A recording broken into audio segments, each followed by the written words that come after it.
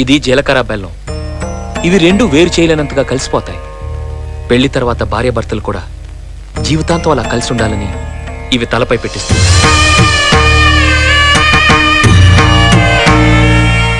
ఇది మంగళసూత్రం. మంగళం అంటే పవిత్రత, సూత్రం అంటే తాడు. ఇది మెడలో పడగానే పెళ్లి అగ్ని కంటే పవిత్రం అవుతుంది. పుట్టింటికెళ్తే అత్తారింటిని, అత్తారింటికెళ్తే పుట్టింటిని మర్చిపోకూడదనే 2 బొట్లున్న తాళ్ళని మెడలో కట్టిస్తారు. తలంబ్రాలంటే తలపై నుండి రాలిపడేవి. ఆ ఇంట్లో సిరి సంపదలు కూడా అలా వచ్చి పడాలనే తలంబ్రాలు పోయిస్తారు. 7 అడుగుల్లో ప్రతి అడుగుకి ఒక అర్థం ఉంది. మొదటి అడుగు అన్నపానాల కోసం, 2వ అడుగు సుఖ సంతోషాల కోసం,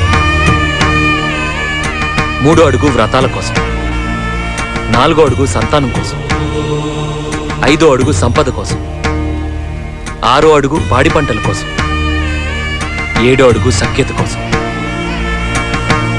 ఒకరి వెంట ఒకరు 7 అడుగులు నడిచి 6వ ప్రాణంగా 5వ తనాన్ని మూటగట్టుకొని 4 దిక్కుల సాక్షిగా 3 ముళ్ల బంధంతో 2 జీవితాలు ఒకటయ్యేది.